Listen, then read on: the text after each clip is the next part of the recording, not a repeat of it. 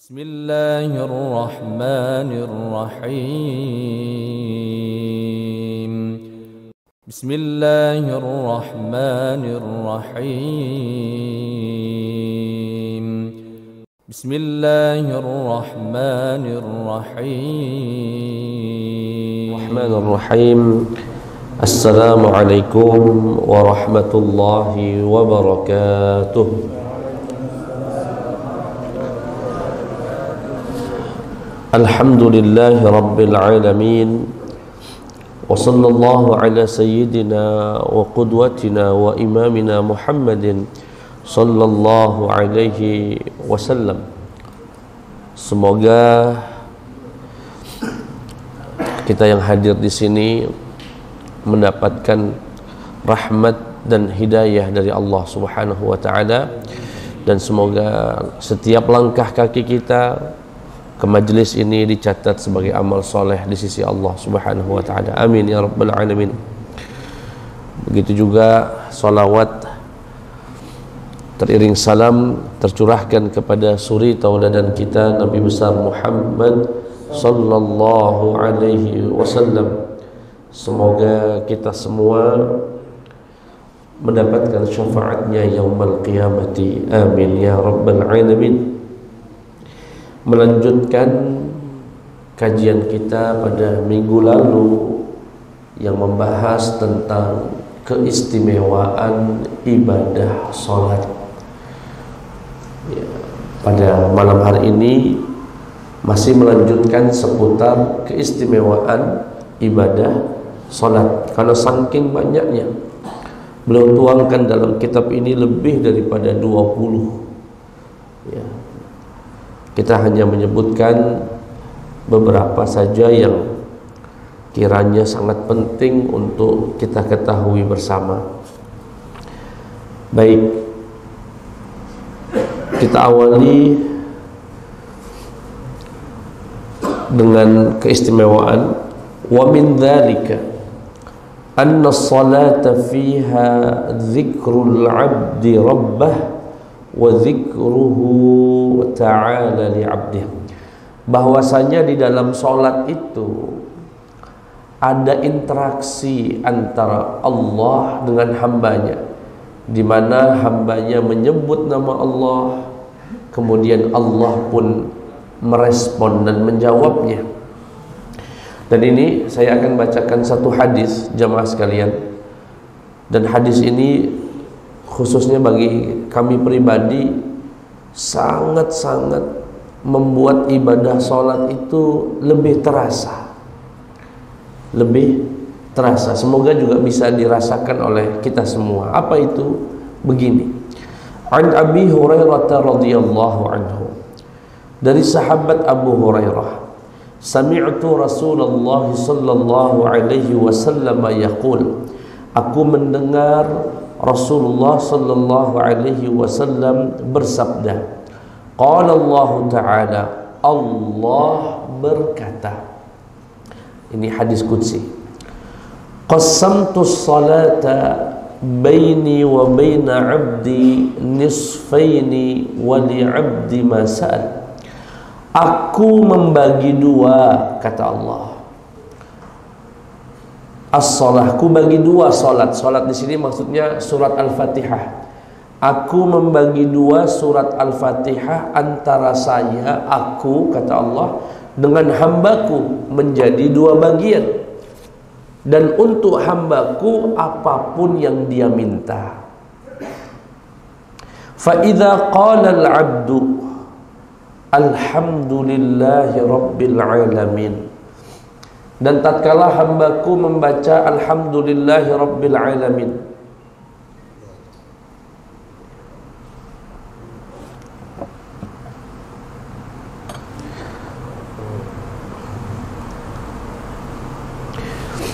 ya, tatkala orang yang sholat membaca Al-Fatihah, Bismillahirrahmanirrahim, alhamdulillahi rabbil alamin.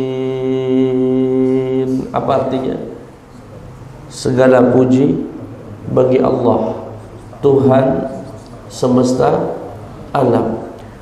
Allah menjawab, Allah merespon dan berkata, hamidani abdi, hambaku memujiku, hambaku memujiku. Wa idza qal, dan tatkala hambaku membaca Ar-Rahmanir Rahim, Allah berkata, hambaku asna alayya abdi, hambaku menyanjungku. Dan tatkala kita membaca, seorang hamba membaca dalam solatnya, Maliki yaumiddin, Tuhan yang raja memiliki hari pembalasan. Apa kata Allah? Majjadani abdi, hambaku telah mengagungkanku. Wa qala fawwada ilayya abdi, atau dalam redaksi lain, hambaku telah menyerahkan kepadaku. Fawwada ilayya abdi, hambaku telah menyerahkan segala urusannya kepadaku. Fa idza qala, dan hambanya tatkala membaca iyyaka na'budu wa iyyaka nasta'in, hanya kepadamu ya Allah kami menyembah dan hanya kepadamu kami meminta tolong. Allah menjawab, hadza baina 'abdi wa li 'abdi ma sa'al, inilah pembagian antara aku dan hambaku, dan untuk hambaku apapun yang dia minta. Fa idza qala ihdinas siratal mustaqim siratal ladzina an'amta 'alaihim ghairil maghdubi 'alaihim waladdallin amin, qala ta'ala, Allah berkata, hadza li'abdi wa li'abdi ma sa'al, ini adalah untuk hambaku dan untuk hambaku apa yang dia minta. Jamaah sekalian yang dimuliakan Allah Subhanahu wa taala, kenapa hadis ini kami anggap sebagai hadis yang dapat menambah kekhusyuan dalam sholat? Karena biasanya orang yang sholat itu kalau sholat ya dia baca Al-Fatihah, Bismillahirrahmanirrahim, Alhamdulillahirabbil alamin, Arrahmanirrahim, Maliki yaumiddin, iyyaka na'budu wa iyyaka nasta'in. Dia seakan ngomong sendiri, dia seperti baca sendiri, ngomong sendiri. Padahal kata Allah Subhanahu wa taala dalam hadis qudsi ini, ketika seorang hamba membaca Al-Fatihah dalam sholat, itu ada interaksi, ada komunikasi. Jadi kita itu bukan ngomong sendiri. Jadi kalau Bapak baca Bismillahirrahmanirrahim, Alhamdulillahirabbil alamin, Allah berkata, hambaku telah memujiku. Ar-Rahmanirrahim, Allah berkata, hambaku telah menyanjungku. Maliki yaumiddin, hambaku telah mengagungkanku. Diresapi itu. Jadi Bapak baca Al-Fatihah itu seakan ada respon dari Allah Subhanahu wa taala. Ada komunikasi yang membuat khusyuk itu kalau hati ini nyambung sama Allah. Tapi kalau baca sendiri kayak setoran Al-Fatihah, seperti orang setoran, seperti orang baca di depan cermin, baca sendiri, nggak ada rasanya itu. Tapi begitu kita resapi, rupanya setiap kali ayat kita baca seakan ada jawaban dari Allah Subhanahu wa taala. Kemudian kata Allah ketika hambanya membaca iyyaka na'budu wa iyyaka nasta'in, ya Allah hanya kepadamu kami meminta pertolongan dan hanya kepadamu kami meminta menyembahmu dan hanya kepadamu kami meminta pertolongan. Kata Allah, inilah pembagian yang kumaksud. Jamaah sekalian yang dimuliakan Allah, semoga itu bisa diterapkan dalam sholat. Jadi kalau Bapak lagi baca, apalagi sholat tahajud misalnya malam, ketika baca Al-Fatihah resapi seakan Allah sedang menjawab omongan kita, sedang menjawab bacaan kita. Jadi lagi pilek ini, jadi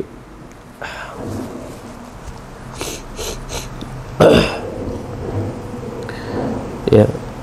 Kemudian hadis ini juga mungkin ada yang bertanya, bapak-bapak, ya, terkait sebagian jamaah yang membaca doa di ujung waladdallin rabbighfirli wa liwalidayya, gitu ya.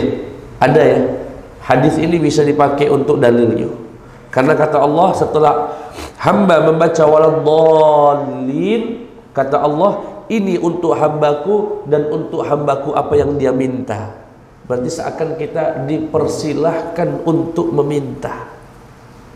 Dipersilahkan untuk meminta. Jadi minta apa saja. Walaupun saya secara pribadi tidak mengamalkannya, tetapi kalau ada di antara jamaah yang mengamalkannya, insya Allah ada dasarnya, ada dalilnya, ya. Dan itu informasi dari Rasulullah Sallallahu Alaihi Wasallam. Jamaah sekalian yang dimuliakan Allah Subhanahu Wa Taala. Yang berikutnya, dan ini yang ditanyakan pada majelis di Masjid Tahirin. Apa itu? Bahwasanya salat dapat mencegah perbuatan keji dan mungkar. Kata Allah Subhanahu wa taala, saya potong saja, wa aqimis shalah, dan tegakkanlah salat. Innas salata tanha 'anil fahsya'i wal munkar. Sesungguhnya salat mencegah perbuatan keji dan mungkar. Jadi maksudnya gimana, Ustaz?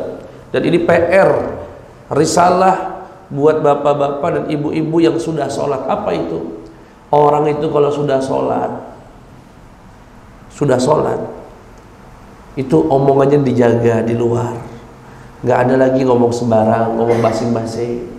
Orang itu kalau sudah sholat, tidak lagi nggibahin orang di luar sana, tidak lagi durhaka sama orang tua, tidak lagi ribut sama tetangganya, tidak lagi makan harta riba, tidak lagi joget-joget di atas panggung.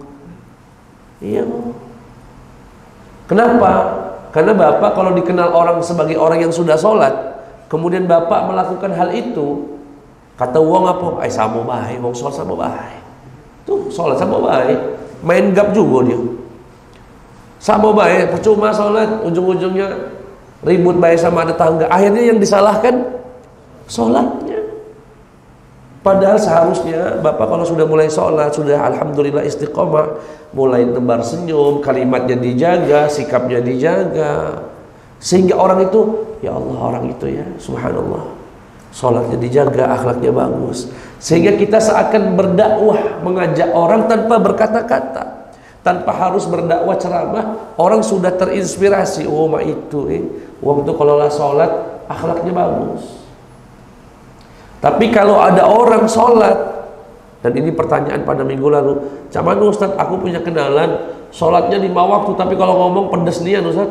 Kalau nyelekit kata orang Jawa itu, sakit kami dengan omongannya, kasar, kate, basa-basi, kasar nian Ustaz. Cuman kita katakan, perhatikan Pak ayatnya. Allah berkata, sesungguhnya innas salata, sesungguhnya salat mencegah perbuatan keji dan mungkar. Kalau ada salat tidak mencegah perbuatan keji dan mungkar, berarti bukan salat yang sesungguhnya. Bukan salat yang sesungguhnya. Berarti dia cuma salat, cuma ritual baik, cuma gerak-gerak cawang senam. Ya. Jadi kalau orang salat, semoga ini bisa kita amalkan dan introspeksi diri. Alhamdulillah Ustaz, aku ini termasuk yang sudah alhamdulillah bisa menjaga sholat 5 waktu, bisa sholat. Ya sudah, bersyukur sama Allah Subhanahu wa taala. Tinggal kemudian kita memperbaiki akhlak kita. Jangan lagi orang sudah sholat makan masih berdiri di jalanan sambil makan cemilan begitu, ngomong sambil kelakar, tertawanya terbahak-bahak. Sudah mulai dijaga biar ada marwahnya, ada haibahnya, ada wibawa dan karismanya. Jangan lagi pakai celana pendek, sholat 5 waktu tapi celananya di bawah di atas lutut galuh. Jangan lagi,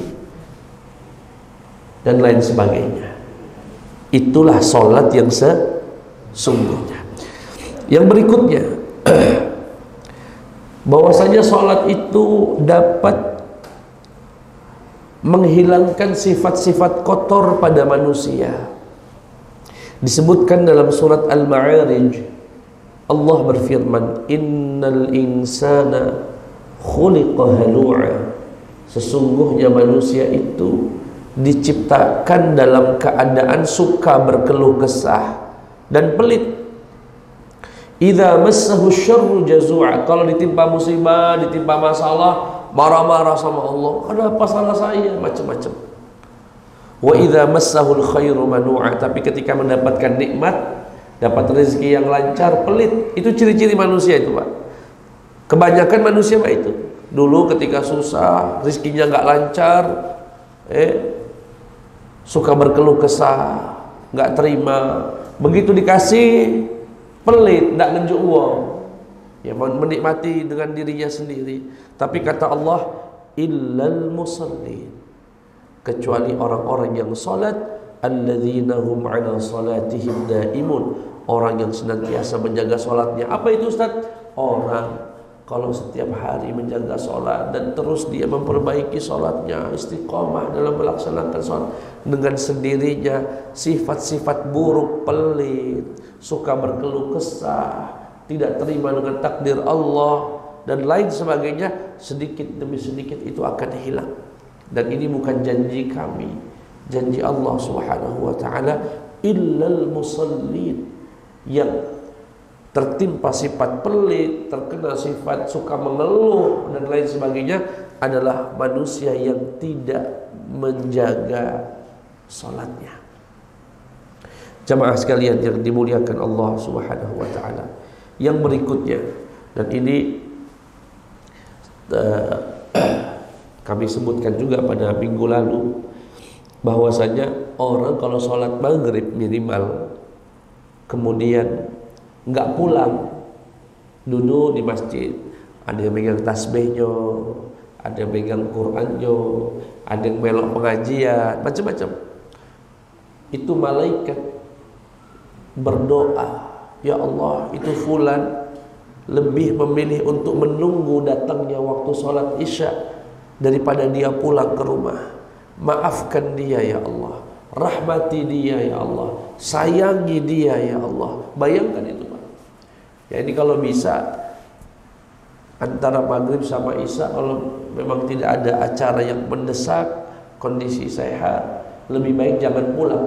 Habis maghrib i'tikaf sampai dengan datangnya waktu sholat isya. Kata Rasulullah sallallahu alaihi wasallam, sesungguhnya inna ahadakum, sesungguhnya salah satu di antara kalian dianggap melaksanakan sholat, masih melaksanakan sholat selama menunggu datangnya waktu sholat. Jadi kalau habis maghrib tunggu sampai isya. Makanya kalau buat pengajian biasanya di sebagian masjid itu ba'da maghrib, agar jamaah itu tidak pulang kemudian menunggu selama waktu maghrib sampai dengan isya. Itu malaikat berdoa, ya Allah, itu si fulan yang duduk di pojok masjid, dia memilih untuk menunggu datangnya waktu sholat isya, dia tidak pulang ya Allah karena pengen menunggu sholat. Rahmati dia ya Allah, kalau dia punya masalah selesaikan ya Allah, kalau dia punya dosa maafkan dosanya ya Allah.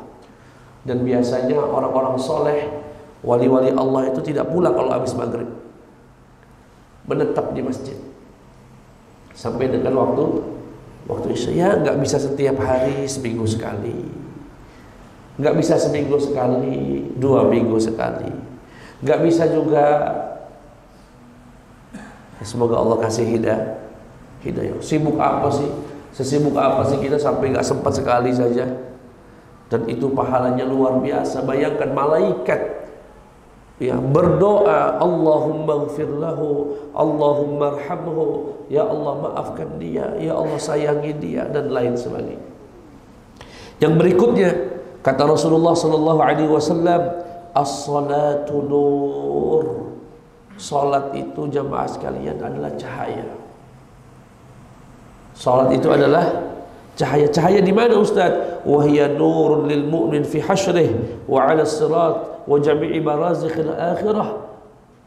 Dia akan menjadi cahaya kelak di alam barzakh, menjadi cahaya kelak di siratal mustaqim, menjadi cahaya kelak di padang mahsyar.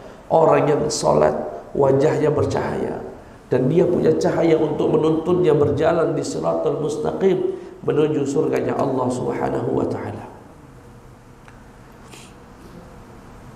Indah sekali orang yang menjaga sholat 5 waktu. Itu orang-orang spesial, orang-orang yang spesial. Kalau bapak ibu melihat orang bolak-balik ke masjid 5 waktu, dan tatkala dia meninggal nanti, jangan ragu untuk mengatakan anna hadhil janazah khair. Jenazah ini jenazah orang baik, jenazah ini jenazah yang orang mukmin yang benar-benar beriman kepada Allah Subhanahu wa ta'ala. Jangan ragu itu. Kalau ada orang menjaga salat 5 waktunya, kita insya Allah jangan sampai menyakiti mereka, jangan sampai berbuat jahat sama orang yang setiap hari tidak pernah tinggal salat 5 waktu. Mereka adalah kekasih-kekasih Allah Subhanahu wa ta'ala. Mereka adalah orang-orang yang punya cahaya kelak di sisi Allah. Mereka adalah orang yang selalu ditaungi oleh doa-doa para malaikat.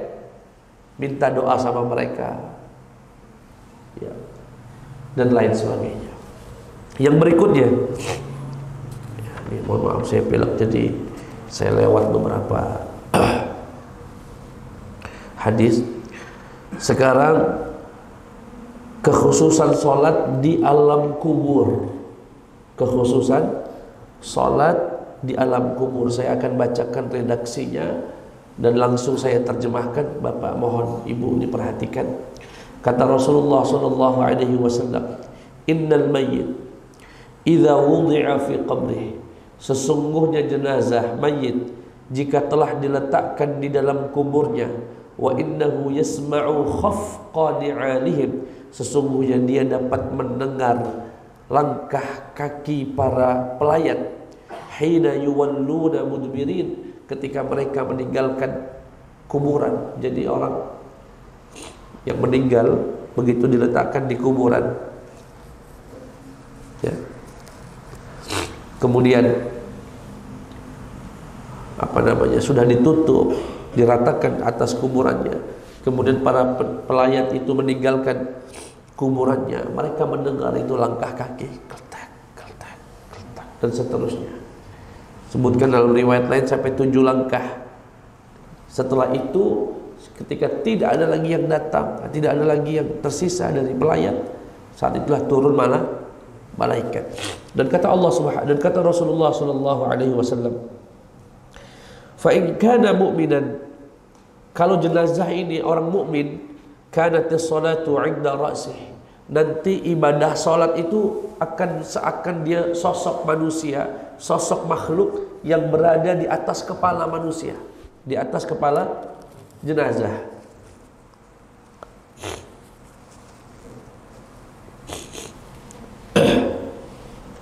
Jadi ketika fa in kana mu'minan, kalau yang dikuburkan itu adalah seorang mukmin, kanatus salatu 'inda ra'sih, nanti salat akan berposisi di kepala, wasiyamu 'inda an yaminih, kemudian puasa berada di sebelah kanannya, kemudian wazzakah an shimalihi, berada di sebelah kirinya, wa kana fi'lul khairat minas sadaqati wassilati wal ma'rufi wal ihsan ila an-nasi 'inda rijlaihi, kemudian kebaikan-kebaikan yang lain berupa sedekah, silaturahim, dan kebaikan yang lain itu akan berposisi di kaki. Sekali lagi, salat di mana? Di kepala. Puasa kanan. Kemudian zakat sebelah kiri. Ibadah yang selain itu ada di kaki. Kebaikan apapun itu, sedekah dan lain sebagainya. Fayu'ta min qibali ra'sih, fataqulu as-salatu, kemudian datang malaikat ini dari arah atas, dari arah kepala. Ketika mau mendatangi orang tersebut, salat yang menjawab, ma qibali madkhalun, dari arah saya enggak ada pintu masuk ke jenazah ini, menghalangi malaikat. Thumma yu'ta an yaminih, kemudian malaikat masuk dari sebelah kanan. puasa yang menjawab, ma qibali madkhalun, tidak ada pintu masuk dari arah saya. Thumma yu'ta an yasari, kemudian lewat sebelah kiri, zakat yang menjawab, ma qibali madkhalun, tidak ada pintu masuk dari arah saya. Thumma yu'ta bi qibali rijlaihi, kemudian lewat dari arah dua kakinya, perbuatan-perbuatan baik, sedekah dan lain sebagainya menjawab, ma qibali madkhalun, tidak ada pintu masuk melalui arah kami. Akhirnya apa yang terjadi? Malaikat pun memerintahkan jenazah itu untuk duduk. Fayuqalu lahu ijlis, duduklah. Fayajlis, kemudian jenazah itu menduduk. Qad muthilat lahu syamsu wa qad danat lil ghurub, dibayangkan oleh, dalam bayangannya orang tersebut yang ada di dalam alam kubur itu, seakan matahari telah mendekat ingin terbenam. Fayuqal ara'aitaka hadha alladhi kana qibalakum ma taqulu fihi wa ma tashhadu alayhi. Hei jenazah, malaikat bertanya, apa pendapatmu tentang laki-laki itu? Malaikat sembari menunjuk ke arah seberang dari laki-laki itu, seakan dari kejauhan ada sosok laki-laki. Apa pendapatmu tentang laki-laki itu? Apa kesaksianmu tentang laki-laki itu? Fayaqul, karena orang ini ahli ibadah, dia berkata, izinkan saya sholat dulu, saya mau sholat. Izinkan saya sholat dulu, saya mau sholat. Apa kata malaikat? Innaka sataf'al, tenang saja, kamu pasti akan sholat. Kamu pasti akan kami izinkan sholat di alam barzakh ini. Kemudian malaikat kembali bertanya, akhbirna, jawab pertanyaan kami, apa pendapatmu tentang sosok laki-laki yang ada di seberang sana? Tahukah kita siapa laki-laki itu? Adalah Rasulullah sallallahu alaihi wasallam. Apa jawaban sang jenazah tadi? Fayaqul, laki-laki itu adalah Muhammadun, asyhadu annahu Rasulullah, aku bersaksi bahwasanya ia adalah utusan Allah, wa annahu jaa bil haqqi min 'indillah, dan bahwasanya Rasulullah telah membawa kebenaran dari sisi Allah. Fayuqal, kemudian malaikat pun berkata kepada laki-laki itu, ala dzalika hayita wa ala dzalika mutta wa ala dzalika tub'ats insyaallah. Wahai jenazah, atas kesaksian itu, atas syahadat itu kamu hidup, dan atas syahadat itu kamu mati, dan di atas syahadat itu nanti kamu akan dibangkitkan oleh Allah Subhanahu wa taala. Thumma, setelah itu, yuftahu lahu babun min abwabil jannah, dibukakan untuknya pintu surga. Setelah itu Pak, setelah jenazah itu bisa menjawab pertanyaan malaikat tentang siapa sosok laki-laki itu, dan dia berkata itu adalah nabiku, dia Muhammad, dia bawa kebenaran kepada kami dan lain sebagainya, malaikat membukakan pintu surga. Ini pintu surga ini hanya diperlihatkan saja Pak. Ketika dibukakan pintu surga, malaikat berkata, wahai laki-laki, itu posisimu di surga, itu posisimu nanti di surga. Wa ma a'addallahu laka, dan itulah yang dijanjikan Allah Subhanahu wa taala dan dipersiapkan Allah untukmu sebagai hadiah. Fayazdadu ghibtatan wa sururan, sehingga orang itu merasakan kebahagiaan dan makin rasa rindu ingin segera memasuki surga Allah Subhanahu wa taala. Itu yang disebut dia berada di taman surga, raudhatun min riyadil jinan. Jasadnya, rohnya berada di alam barzakh, tetapi dia sudah terbayang-bayang tentang nikmatnya surga yang nanti akan ditempatkan oleh dia ya ketika semua perjalanan di alam barzakh itu selesai.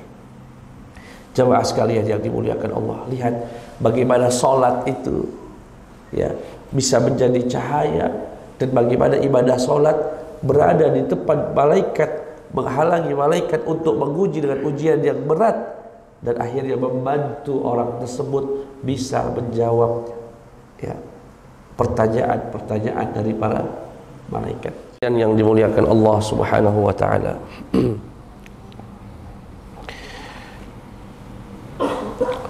apa yang bisa kita ambil dari kisah atau riwayat yang tadi kita baca berkaitan dengan keistimewaan salat bagi ahli salat nanti di alam kubur? anna man hafaza ala salawatihi fid dunya muta'asyiqan biha fa innahu la yazalu yusalli fi qabrihi mutana'iman bi salatih. Allah, kata beliau bahwasanya orang yang di dunia melaksanakan sholat dengan penuh kenikmatan dan penuh kenikmatan, datang sholat isya dia menantikan datangnya subuh. Begitu setelah sholat subuh dia rindu, ya Allah pengen sholat zuhur. Ada kerinduan dengan sholat nanti di akhirat, Pak. Dan ini informasi dari Rasulullah, di alam barzakh akan diberikan kesempatan untuk menikmati sholat. Artinya apa? Dia akan sholat di alam barzakh dengan rasa kelezatan yang tidak bisa diibaratkan dengan kata-kata. Bapak ingat perjalanan Isra dan Mi'rajnya Nabi? Katanya ya, kisah Nabi nantinya berangkat ke Masjidil Aqsa, kemudian di Masjidil Aqsa dikatakan Nabi mengimami para nabi sholat. Tidakkah kita pernah bertanya di mana posisi para nabi saat itu? Apakah para nabi dikeluarkan dari alam kubur datang ke Masjidil Aqsa jadi makmumnya Rasulullah? Bukan. Maknanya adalah Rasulullah sholat, para nabi menjadi makmum di dalam kubur-kubur mereka. Dan itu satu kemuliaan yang Allah berikan kepada para nabi. Disebutkan dalam riwayat Imam Baihaqi, ya, al-anbiya ahya, para nabi itu hidup fi kuburihim, hidup dalam kuburan mereka, yusallun, dan senantiasa sholat.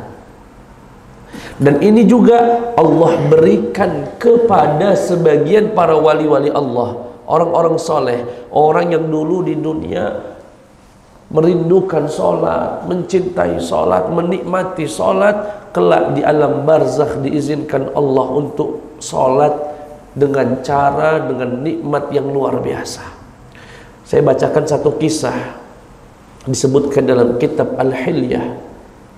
Dikatakan an Yasar bin Jaishin an abihi qal ana, dari seorang ulama bernama Yasar bin Jaishin, dari ayahnya berkata, ana, saya, walladzi la ilaha illahu, aku bersumpah dengan nama Allah yang tidak ada Tuhan selain Allah, sayalah yang memasukkan seorang tabi'in yang sangat soleh, ahli hadis, bernama Thabit Al-Bunani. Jadi ada seorang ulama besar dari kalangan tabi'in namanya Thabit Al-Bunani. Kata ayah dari Yasar bin Jaishin ini, aku yang memasukkannya ke dalam liang lahat. Apa yang terjadi? Wa ma'i Humaidun wa rajulun wa ghairuh. Dan saat memasukkan ke dalam liang kubur, bersamaku ada Humaid, ada beberapa laki yang lain. Falamma sawwaina alaihi labin, dan tatkala kami mulai meratakan, menutup tiang lahatnya. Kalau kita di Indonesia ini dengan papan nih, dengan papan. Saqatat labinatun, jatuh salah satu labinnya itu jatuh. Fa idza bihi yusalli fi qabriha, ketika dibuka aku melihat dia sedang sholat di dalam kuburnya dengan cara yang Allah berikan. Ya, bagaimana caranya? Apakah diperlihatkan oleh Allah, ditampakkan oleh Allah alam barzakh yang sedang dialami oleh orang tersebut? Faqultu lilladzi ma'i, aku pun segera bertanya kepada orang-orang sebelahku, ala tarahu, apakah kalian tidak melihatnya? Melihat apa yang aku lihat, di mana seorang tabi'in bernama Thabit Al-Bunani ini salat di alam kubur. Qala uskut. Laki-laki yang lain, kamu ini ngomong apa sih? Rupanya mungkin tidak dikasih lihat. Falamma sawwaina alaihi wa faraghna ataina ibnata Thabit faqulna laha, setelah kami ratakan kuburannya, kami selesai menguburkannya, aku pun mendatangi rumah Thabit Al-Bunani, kami jumpai putrinya. Faqulna laha, wahai putri Thabit Al-Bunani, maka na'amalu Thabit, bisakah kamu ceritakan apa sih sebetulnya yang diamalkan oleh ayahmu? Sang putri menjawab, wa ma ra'aitum, memang apa yang kalian lihat? Fa akhbarnahum, kami pun memberitahu, kami melihat ayahmu salat. Melihat ayahmu salat. Faqalat, akhirnya sang putri pun menjawab, kana yaqumul laila 50 sanah. Dulu ayahku tidak pernah meninggalkan salat malam selama 50 tahun. Tidak pernah ketinggalan salat malam, salat tahajud, qiyamul lail. Fa idza kana sahar, dan kalau sudah mendekati waktu sahar, ya, sepertiga malam menjelang subuh, qala fi du'ai, aku dengar ayahku selalu berdoa. Ini doa yang dibaca oleh seorang tabi'in bernama Thabit al-Bunani. Allahumma in kunta a'taita ahadan as-salata fi qabrih fa'atiniha. Ya Allah, jika engkau berkenan memberikan seorang hamba kesempatan solat di dalam kuburnya, maka berikanlah aku kesempatan juga solat di dalam kuburku. 50 tahun minta begitu sama Allah, minta agar bisa solat di alam barzakh. Ya, luar biasa. Fama kana Allah liyarudda dzalika du'a, dan Allah tidak akan sekali-kali menolak doa itu. Jamaah sekalian yang dimuliakan Allah, dan ini bukan hanya satu ulama, Pak, disebutkan oleh beliau beberapa riwayat, termasuk kisah dan hadis yang sahih diriwayatkan oleh Imam Muslim tentang di mana Rasulullah Shallallahu Alaihi Wasallam mengimami para nabi ketika perjalanan Isra dan Mi'raj, dan disebutkan ini, saya bacakan redaksinya.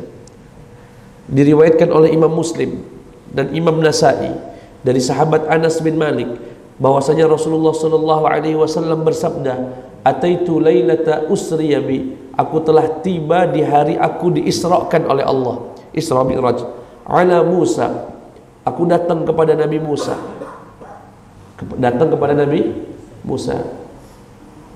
dan aku melihat dia sedang sholat di dalam kuburnya. Siapa yang berkata itu? Rasulullah, hadisnya sahih Muslim, melihat Nabi Musa sedang sholat fi qabrihi, di dalam kuburnya, indal kathibil ahmar.